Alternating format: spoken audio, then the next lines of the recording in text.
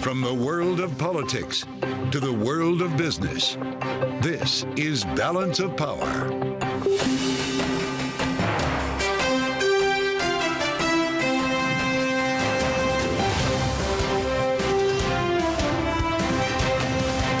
Live from New York.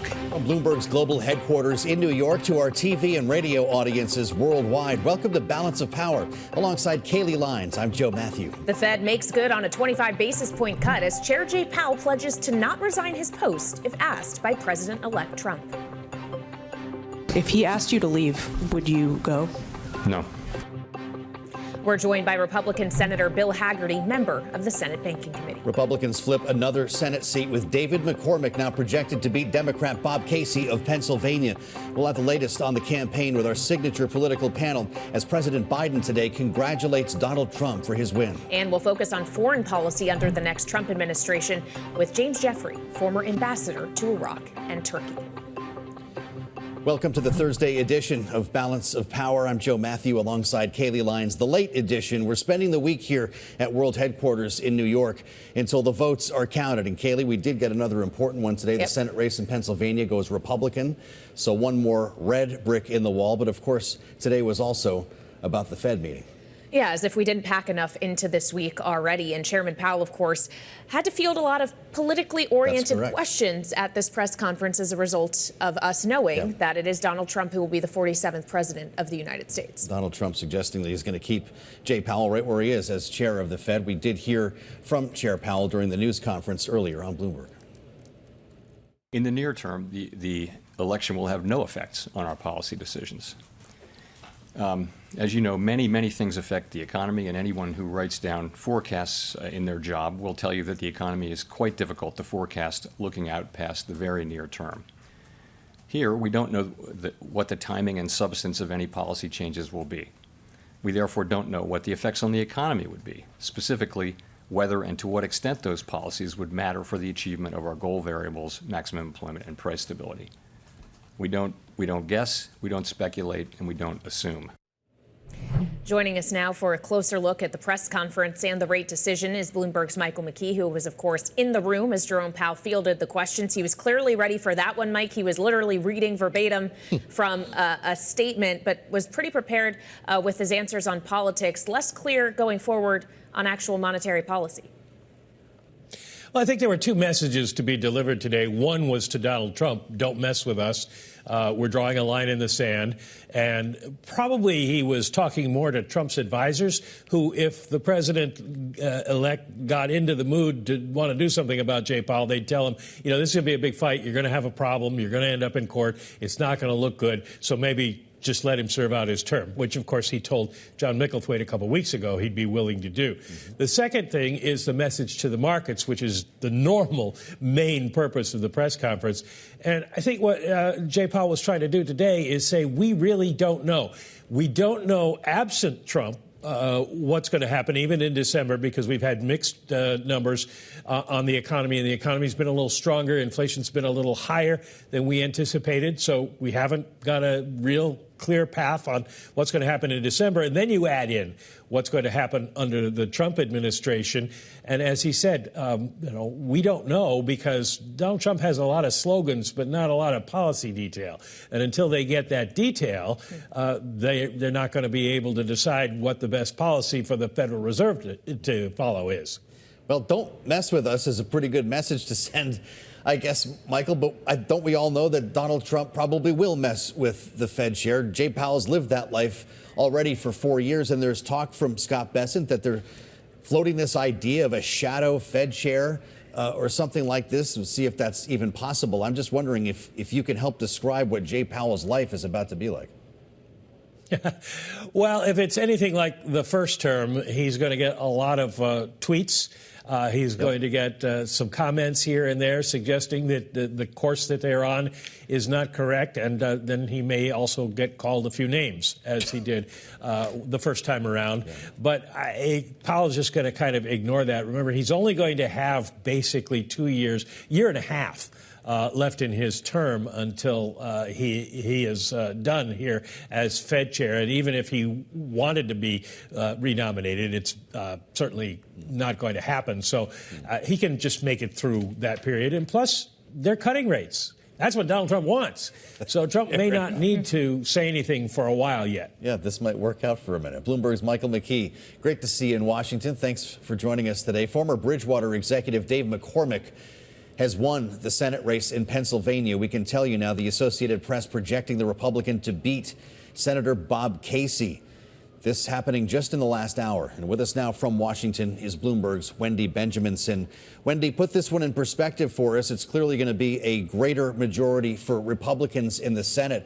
But the name Casey means something in the state of Pennsylvania. What does this tell you about the performance of Republicans this week? Well, it's just another strong showing for Republicans this week. You're right. The Casey name has been in Pennsylvania politics for a long time, and for the first time in decades, it is no longer. But this is, in a broader sense, this gives Republicans a 53 right now, a 53 seat majority in the Senate, which means that certainly Trump will have very little trouble getting his nominees confirmed through the Senate, and it will be, even if Lisa Murkowski and Susan Collins, two senators who tend to oppose Trump's policies, even if they vote no, they've still got 51 there. Well, before anyone can vote, Wendy, we need to know who the nominees are. Do we have a sense of that, or how quickly we will know? Well, we know they are getting started. They are started already. Trump is superstitious, apparently, according to his aides, and did not want to talk or even hear a name before Tuesday night, or probably Wednesday morning. So now that he knows that, he is probably doing that. His transition co-chairs, Howard Lutnick of Cantor Fitzgerald and Linda McMahon, as former Small Business Administration chief, they are the chairs of the transition team, and they have gotten to work on some names. And we are thinking, we're thinking that the White House chief of staff is going to be one of the first jobs named, because that person then can start sort of organizing everything. Kevin McCarthy is on the list, although he, former House Speaker who was ousted, although he has said he doesn't want the job. Susie Wiles, his campaign chair manager, is on that list.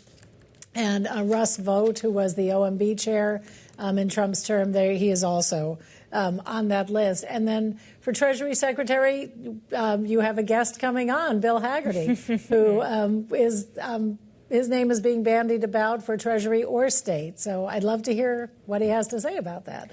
And there's a lot of other names out there, including for Secretary of State, Rick Grenell, Marco Rubio. And right now, remember, no matter what Howard Lutnick or Linda McMahon think, there is one person in the Trump administration who makes decisions. And I'm guessing that would be Donald Trump. Bloomberg's Wendy Benjaminson. Yes. Thank you so much. Wendy, teasing ahead to our next guest. Republican Senator Bill Hagerty of Tennessee will join us next to weigh in on Fed foreign policy, the majority in the Senate, and yes, the cabinet, on Balance of Power on Bloomberg TV and radio.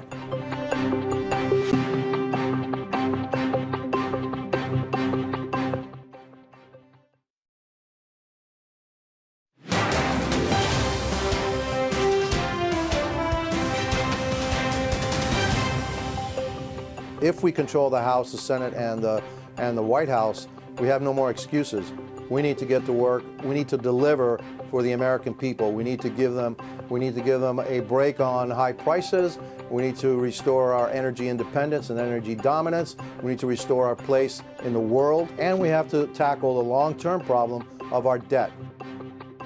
Republican Congressman Carlos Jimenez of Florida talking with us on the early edition of Balance of Power. He reached for the word debt, something that we've been talking about a lot lately here. Now for a view from the other chamber, we're joined by Republican Senator Bill Hagerty of Tennessee. I say the other chamber affectionately, of course.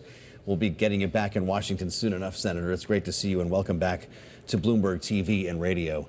How about we get our arms around this issue right now? For investors who are worried, and you've seen the reaction, I know that you're financially and market-minded, seen the reaction in the bond market this week to Donald Trump's second election.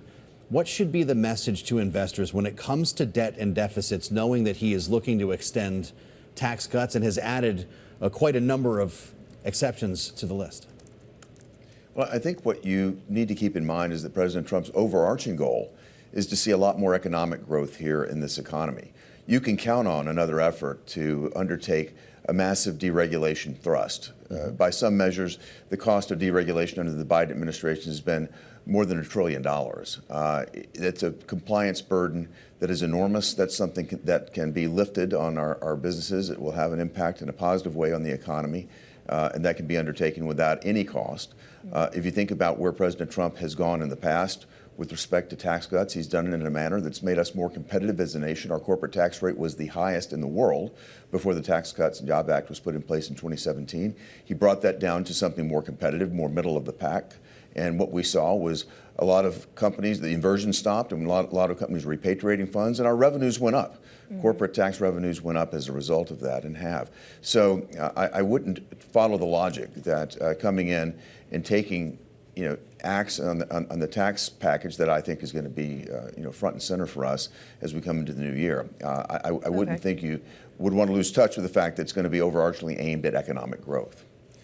Well, and monetary policy plays a role in that as well. It's not just fiscal policy, Senator. And on that subject, we, of course, had a Fed decision today and a press conference from Chairman Powell, who had to field some questions on his future under a Trump administration. Just listen to a few of these exchanges, and we'll have you respond.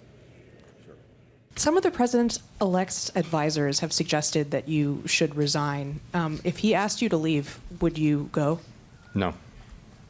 Can you follow up on, do you think that legally you're not required to leave? No. Do you believe that the president has the power to fire or demote you, and has the Fed determined the legality of a president demoting at will any of the other governors with leadership positions? Not permitted under the law. Not what? Not permitted under the law. Senator, of course, one of those governors with a leadership position includes Michael Barr, the vice chair of supervision, who you've taken some issue with in terms of the Basel III endgame that was proposed. Should that legal question be challenged? I think everything should be on the table here. If you think about what Michael Barr has done as the vice chair, he's taken a regulatory role here. I don't think that deserves the same sort of protection that our monetary policy has. And his regulatory role has been actually contradicting congressional legislation, S-2155, for example. This Basel III endgame, this is, in my view, a rogue operation that has put a great deal of uncertainty into the marketplace. I'm glad that I've seen the banking community stand up against this. But Michael Barr is somebody that has come into a position, and I think in a very political way, in a way that's had a dampening effect on our economic growth, has not done our nation any good. And I've been very concerned about it. I've been vocal and articulate about that, and I remain so. So I would look at any legal option that we might have to make a change there. The review process that he's undertaken has been grossly unacceptable.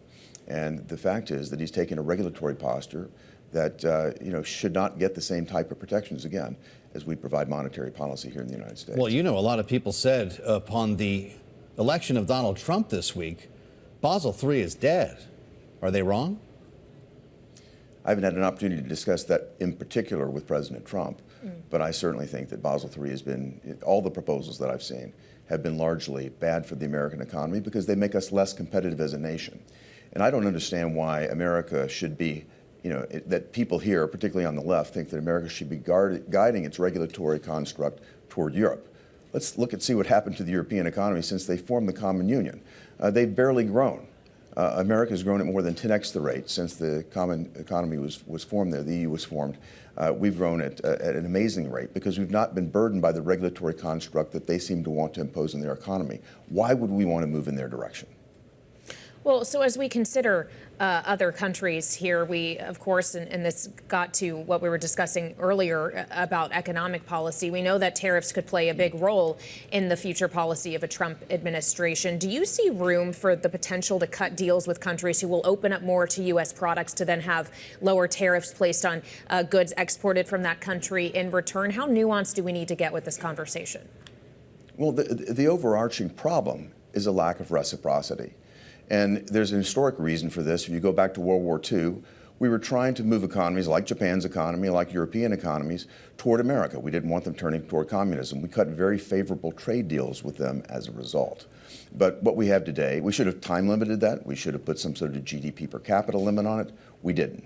We have fully formed economies, developed economies, that are trading in ways that are very advantageous to them, not so to us. America's got the most open economy in the world. Access to this economy deserves fair treatment, reciprocity. We haven't been getting that, and I think this is an opportunity to come back and address it.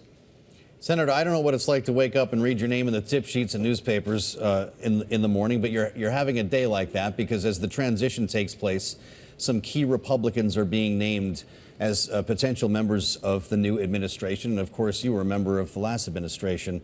Is that something that you've talked to the former president about? There's a lot of speculation that is bound to happen after any election victory like President Trump had, and what a landslide, what a mandate that he received. I've got a huge job to do right now to make certain that the new majority in the United States Senate is lined up and prepared to support President Trump's agenda. And I'm going to do everything I can to make certain we move our nation back in the right direction. President Trump has articulated that. I think that's why the American populace has put him back into office with a landslide. And I'm not going to speculate on what the future might be. I'll leave that to the speculators, except to say that I'm going to do everything I can to move us forward, bring our economy back, our national security back, and get America moving again. If it's a matter of economy and national security, Senator, there's obviously two jobs that you're being floated for. I understand you don't want to comment on those directly, but which, considering you also have symmetrical roles on the Senate Banking Committee, would be the biggest loss for the Senate if you were to leave one of those particular committees? We have a tremendous group of senators in the United States Senate. I think that you couldn't look at any one person and say that that would be a significant loss, because any senator would be replaced, hopefully, by the governor of their state, a very competent person. I think that would be a consideration that would be undertaken. Again, I'm not going to speculate on that type of activity because I don't know that it would ever even involve me. But I think that the process, as it would unfold, the Senate and the incumbent president would, the incoming president would be very certain that a very competent person would be there to be replaced. All right, Republican Senator Bill Hagerty of Tennessee, appreciate your time, sir. Thank you so much for joining us. Thanks very much. Now, as we continue to explore this conversation around economic policy in particular, yesterday we spoke to Joe Livornia. He was the former chief economist in the first Trump White House, and we asked him about tariffs as well. I think there's this misperception that day one of Trump, we're going to have tariffs across the board, X%, and this is my guess. Yeah. And in China, it's going to be at least 60%, maybe higher. To me, it's going to be more nuanced. It's going to be very transactional. In other words, tariffs are going to be used in large part as a tool to essentially have more fair trade. Joining us now for more is Ben Harris. He is Vice President and Director of Economic Studies at the Brookings Institution and former Chief Economist at the U.S. Treasury. Ben, thanks for being here. I would love to just get your response to some of those ideas being put forward by Donald Trump and those close to him that are now potentially going to become reality. So just two thoughts. One is on tariffs. It's pretty well established within the economics profession that tariffs equal higher prices for consumers. We just went through a 2-year bout with inflation from the end of the pandemic until about mid-2022. And we learned, it's obvious Americans don't like inflation. And so, I am worried about an administration that comes in and does what President Trump has said he's going to do, which is just jack up tariff rates across the board, and not in a targeted way like Joe just said, but in a really crude across the board way, which just means higher prices for Americans. So I'm obviously, as an economist, very concerned about that.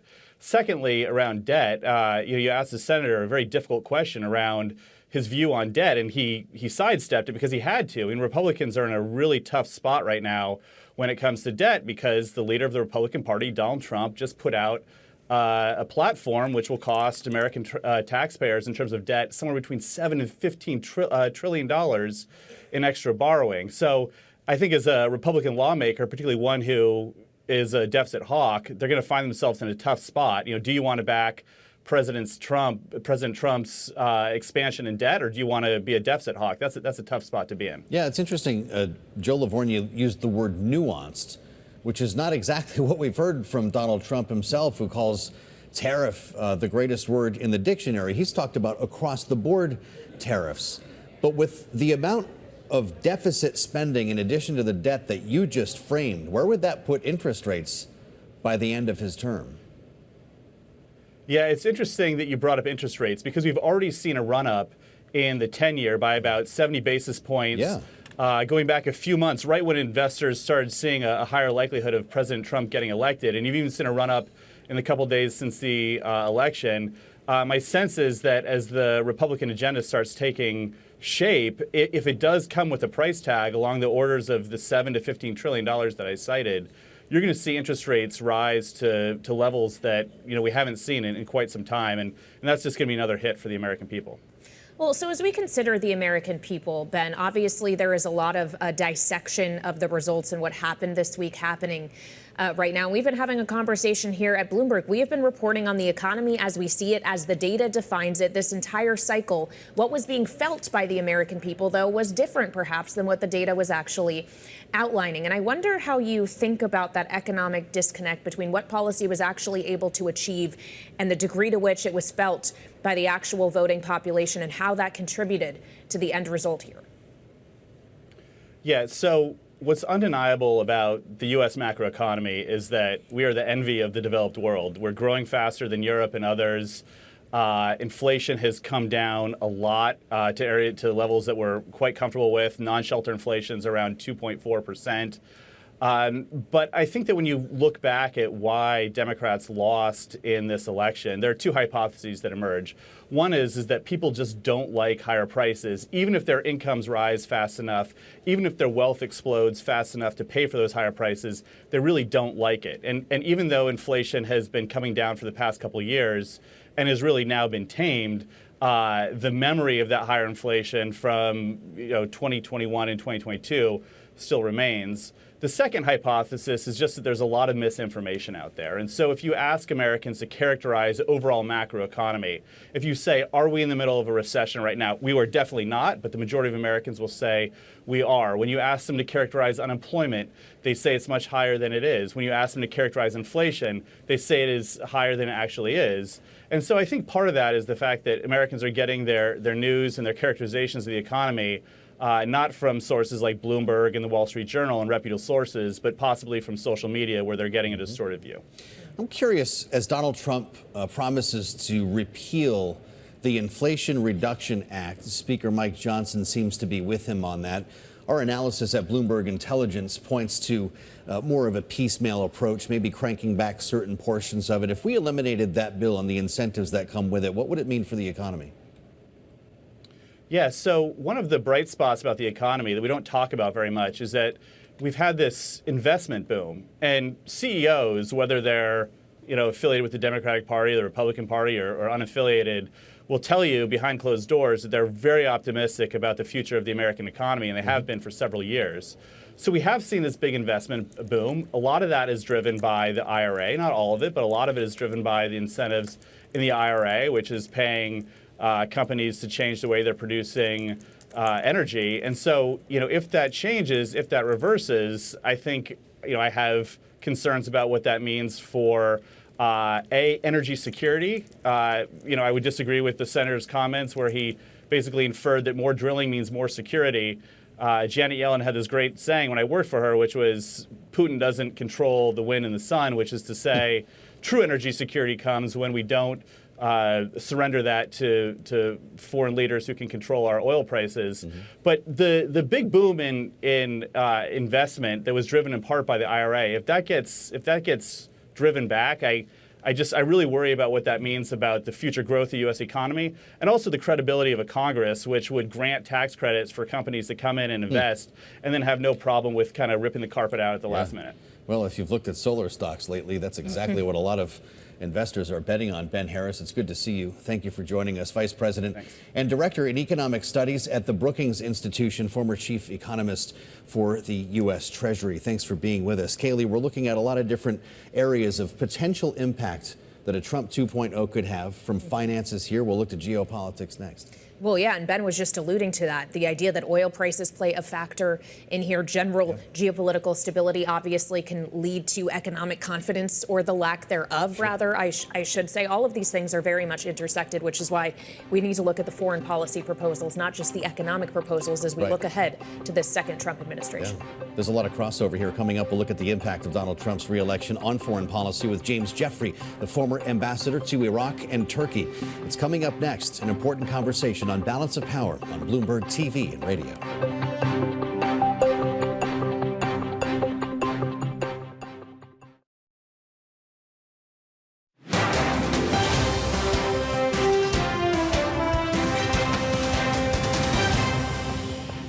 We've got Russia and Ukraine. We've got China threatening Taiwan. We've got the Middle East exploding. We've got the problem with dealing with Iran and its threats. We have North Korea and the fact that they've developed a nuclear stockpile and don't seem hesitant to try to use it. And we're dealing with terrorism. So there are an awful lot of hotspots in the world that I don't think the new president is going to be able to hide from. The state of affairs globally, according to Leon Panetta, the former Secretary of Defense, talking with us around this time yesterday on Balance of Power, as we turn now for a closer look at how Donald Trump's win will impact foreign policy and maybe how it will impact Donald Trump. James Jeffrey, former U.S. ambassador to Iraq and Turkey, chair of the Middle East program at the Wilson Center, joins now. Mr. Ambassador, it's great to see you again. We'd like to ask you about all of the situations that Leon Panetta just mentioned, Ukraine, the Middle East, and China.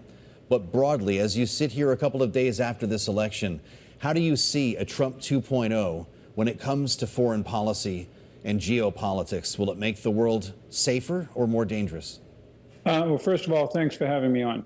Secondly, no one can predict how any president is going to act in the future. That's simply the reality. We can draw on, in the case of Donald Trump, his performance in the first Trump administration, where I served for almost 3 years, and I can give you a few points on that. But let me go back to Panetta's point. He's absolutely correct, but to put it in another way, these various threats are ever more integrated and coalescing to form a basic global threat to the international order based on peace, prosperity, and the promotion of democratic and individual values that we have been leading since the 1940s. That is the most important thing. And we didn't have this same problem, at least to this degree, during the first Trump administration. And the first thing that President Trump will have to get his mind around is that this is a real threat. It's a coordinated threat. You can't separate out Russia, the good guy that my personal relationships will help us do better with the bad guy, Xi. In fact, in this confrontation so far, Xi has been the restraining force and Putin the more aggressive force. And the administration, the Trump administration, will have to figure out a way to deal with this, beginning with the fact that it is bad for the stock market, for the safety of Americans, for everything that we are doing in the world and frankly at home, to have a disorderly world with tens of thousands of nuclear weapons. Be afraid if we don't play the role we've been playing for the last 70 plus years. Well, Ambassador, we've heard a lot about this notion of peace through strength from Donald Trump and those close to him. I guess I just have a question about relative strength, because it's one thing if the U.S. is also projecting strength, but if the way to achieve peace is also giving some more relative strength to others, like, say, Vladimir Putin, if he's allowed to actually take over what is sovereign Ukrainian territory in some kind of negotiated agreement, if others are also becoming stronger, does that not somehow kind of make us weaker? Well, first of all, I wouldn't predict what Trump is going to do on Ukraine or any place else. He had very unusual outside-the-box negotiating with Kim Jong-un of North Korea. But in the end, it was to achieve longstanding American goals to denuclearize North Korea. When Kim Jong-un wouldn't play along, the negotiations broke off. So we will have to see. I wouldn't predict anything. Military strength remains the core. It is surrounded by several other things. One is economic strength, and frankly, the United States is in very good shape compared to Russia, compared to China, compared to even our partners in Europe or in East Asia. Thirdly, it is the unity of the country. For the moment, we certainly have that with the election results of the other day. And fourthly, it's the alliance and partnership system that we have. We don't have to do everything if we have people on the ground, be it the Japanese and Koreans in East Asia, be it the Israelis in the Middle East or the Saudis, or our NATO friends in Ukraine containing Russia in Europe. Take us to the Middle East, Ambassador. What does this election mean for the constant retaliation between Israel and Iran, the back and forth militarily that we've witnessed over the course of the past several months? Will it end? Sure. First, very quickly, this isn't a back and forth, say, between, Austro-Hungary and France in the 18th century vying for control. This is an aggressive attempt to achieve hegemony in the region by Iran by subverting Arab states. They have more or less done state capture of 5, counting Gaza, Lebanon, Iraq, Syria, and Yemen, using as an excuse the need to destroy Israel and push the United States out. Israel is fighting back. We are supporting Israel. That is the basic reality in the Middle East. I think President Trump will continue the policies of Joe Biden to support Israel, try to integrate it through the Abraham Accords within the Arab world, which is the most important part of the Middle East. And thirdly, probably more vigorously contest Iran's presence in the region and apply maximum pressure through actually implementing the many economic sanctions that are officially on the books against Iran. So it won't be a difference of major strategy, it'll be a difference of degree. So you don't think, for example, Ambassador, that Donald Trump would be supportive of Israel more directly striking Iran, like Iranian nuclear facilities, for example, or energy infrastructure, things the Biden administration had been warning against? The Biden administration made that point to Israel, and Israel listened to it. But the Biden administration the other day did something reportedly very important, which was to warn Iran, okay, this duel is over. If you strike Israel again, there will be no restraint on what America tells Israel to strike. And frankly, if there were another Iranian strike, the Israelis wouldn't listen to us. More importantly, we are moving offensive. I want to underline offensive systems such as F-15 fighters into the region along with B-52s. They're not there to shoot down missiles fired from Iran. They're there to blow up targets in Iran. That is a very strong message, not only that Israel may strike, but we may be with out there with them. That's very aggressive. I don't think Donald Trump could add much to that. We've only got about a minute left, Ambassador. I don't mean to open a whole new topic here, but when it comes to China, can we assume that Taiwan will be safe for the next 4 years? We can, partially because people are a little bit afraid of Donald Trump. I'm a little bit afraid of him, having worked in his administration. Secondly, Xi is showing some real signs of restraint, particularly vis-a-vis North Korea and its aggressive support of Russia, but even of Russia itself. It doesn't send any weapons. It's clear that it thinks this confrontation has gone too far, and it notices that Team America, be it in Ukraine or in the Middle East, is winning or at least not losing, and it doesn't want to be on the losing side. All right, James Jeffrey, former U.S. ambassador to Iraq and Turkey and chair of the Middle East program at the Wilson Center. Thank you so much. Coming up, we'll take a look at the transition plans for the president-elect Trump, who might be on his short list for key cabinet roles. Our signature political panel weighs in next on Balance of Power on Bloomberg TV and radio.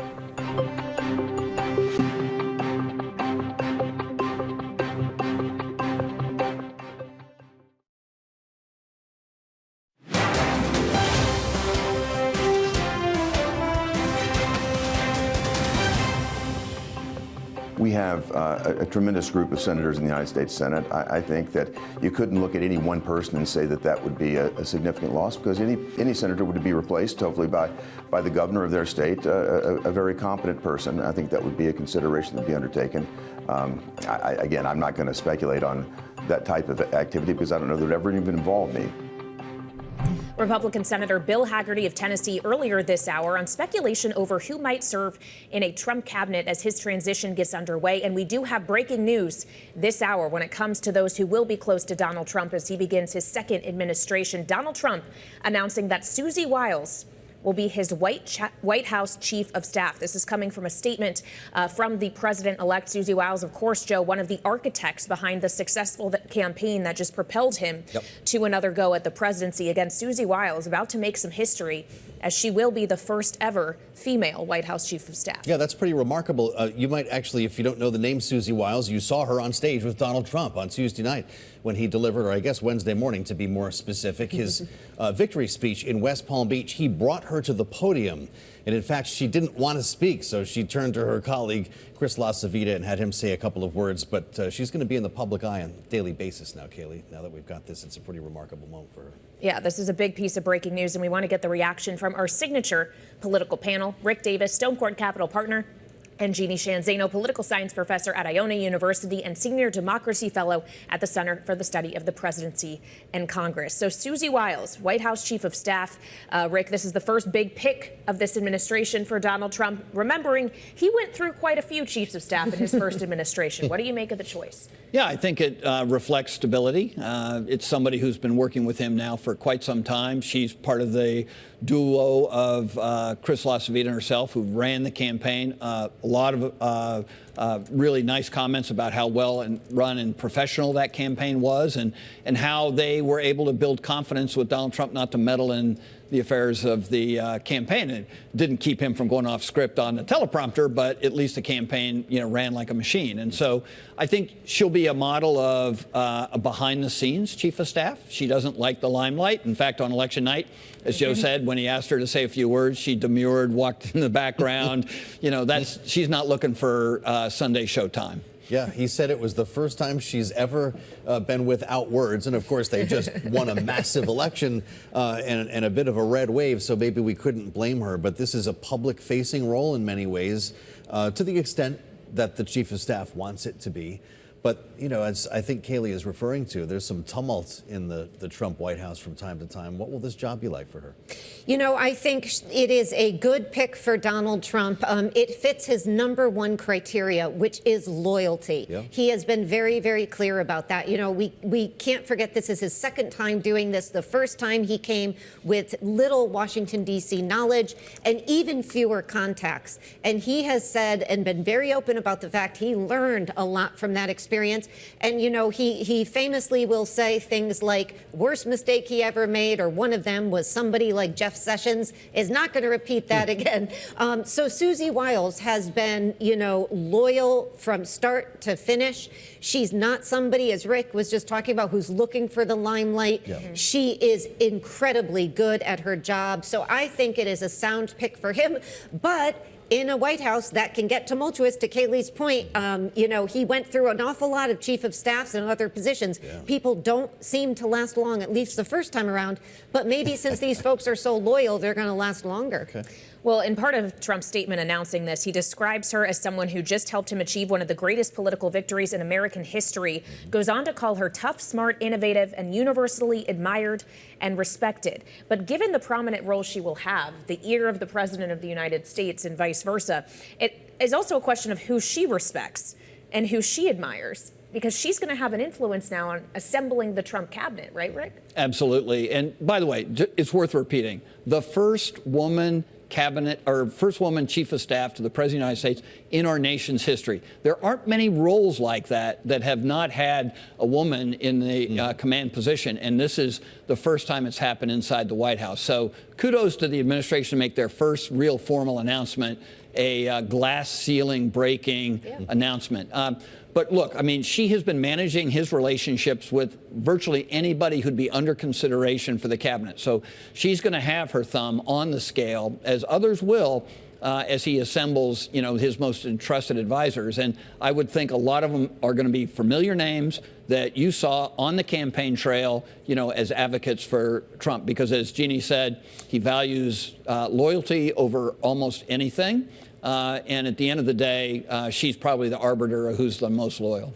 interesting name game that we're playing right now. We check one box here, but Jeannie, there are a lot of positions to fill. And I wonder your thoughts on some of the names we're hearing. Bill Hagerty was just with us. Yep. The senator is being floated, at least according to wide reports, for Treasury Secretary, or State. Scott Bessent and John Paulson for Treasury. Marco Rubio is well in the mix for State. Doug Burgum and Vivek Ramaswamy somewhere on the cabinet. Is this like a fever dream for a Democrat to imagine this cast of stars, or will the nation be in good hands? You know, I get a little jealous when you guys say these names, and then could be State, could be something Treasury, and that's not a bad gig.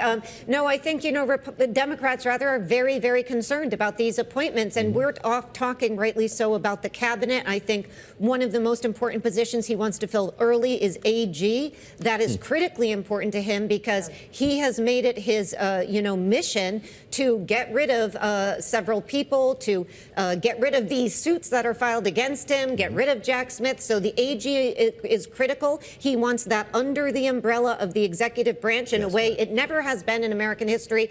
And Democrats are watching all of this because they've read Project 2025. They see where this is headed. And while we focus on the top, we have to pay very close attention to what happens with civil servants in this country. Schedule F was one of the last things he did before he left office, and he has promised to change the way we run civil service in this country, and that would be an astonishing transition if it occurs. It's going to be hard given the rule that Biden put in, but he does have the authority to make these changes. Well, so as we consider the cast of characters here, obviously Joe just read off a list of names that have become very familiar to Washington, but there's also some people here who are very familiar to Wall Street. Rick, Howard Lutnick is running this transition, at least in part. Elon Musk, now very close to the president-elect, it seems. What role will they play? Well, we know that in just the comments that the president-elect has made, that Elon Musk is going to have direct access to the White House. Probably wouldn't want a day job, but, the czar of, government efficiency. He's already announced he's going to cut $2 trillion out of the government. And the reality is we already see reports where Elon Musk is looking to organize a group of his SpaceX and Starlink folks to go directly into the Pentagon. So I think you're going to see Elon Musk's hand in virtually every asset within the federal government. And what do you think of these quasi-positions? They're not actually working for anybody, but they're affecting Well, there are special government positions all the time, right? There are plenty of those, and yet some of these may be presidential appointments, some of these may be special government consultants, and some of them could be volunteers. And so, I don't think you think linearly. We tend to look at this administration like we did maybe in 2016.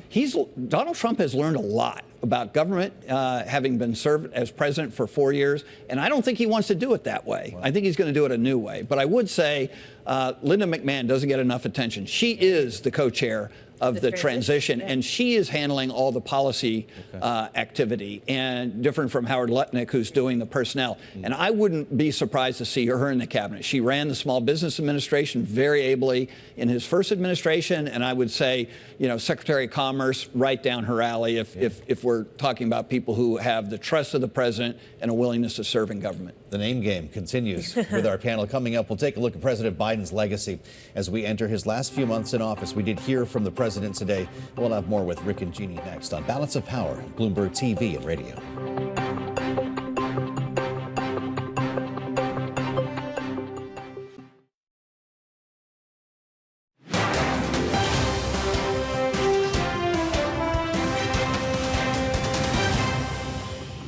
We're leaving behind the strongest economy in the world.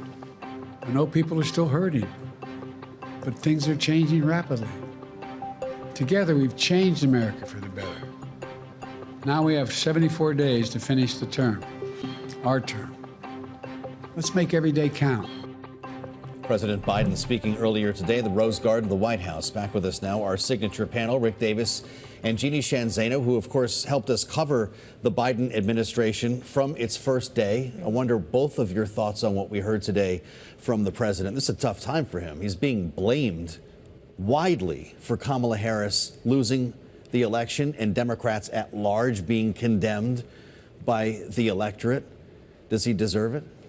No, you know, there's a lot of blame and a lot of finger pointing going on now. Democrats are reeling from what happened the other night. He is the president. He is the leader of the party. He understands that.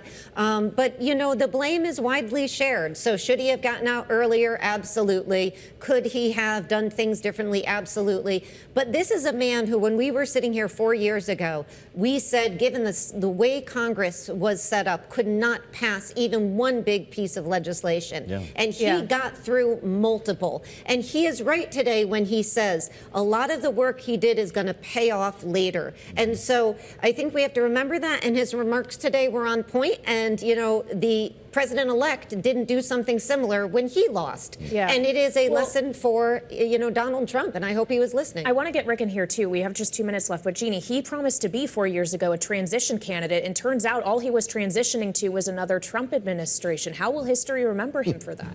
You know, history is going to be written by historians years from now. And, you know, we look back now, people look much more fondly at, say, George W. Bush today than they did when he left the office and people said never again, even Democrats. So I think it's going to be, you know, a little rough go for a while, but I think they will look back. He had some challenges, and we can't forget that. Say that one more time.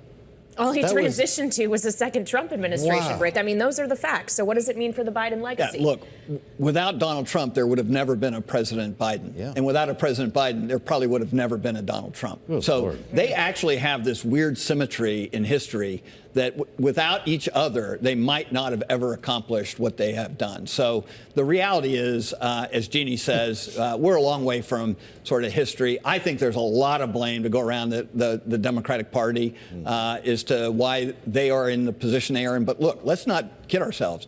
The Republican Party is now the majority party in the United States. They won the popular vote, and they won an overwhelming advantage in the electoral vote.